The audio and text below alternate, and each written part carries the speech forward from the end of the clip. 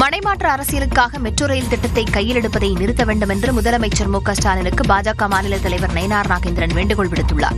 X பக்கத்தில் பதிவிட்டுள்ள அவர், கோவை மெட்ரோவிற்கான விரிவான திட்ட அறிக்கையில் ஏற்கனவே தற்போது இருக்கும் பயண நேரத்துடன் ஒப்பிடுகையில் மெட்ரோ ரயில் திட்டத்தால் பெரிய அளவில் நேர சேமிப்பு இல்லை என்று காட்டப்பட்டிருப்பதை சுட்டிக்காட்டியுள்ளார்.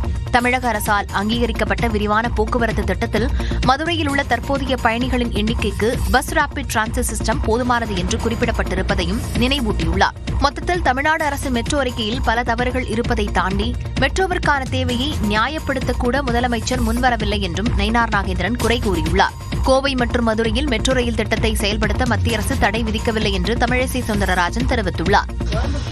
மதுரை அந்த மெட்ரோ ரயில் திட்டத்தை விரைவுபடுத்தணும்னு எதிர்கட்சி தலைவரும் மனு கொடுத்திருக்காரு. இல்ல, எல்லாருக்குமே அது விருப்பம் தான். தேசிய ஜனநாயக கூட்டணியில தான் மெட்ரோ ரயில் வந்தது, வந்தே பாரத் ரயில் வந்தது. அதனால எல்லோருக்கும் அது விருப்பம் தான்.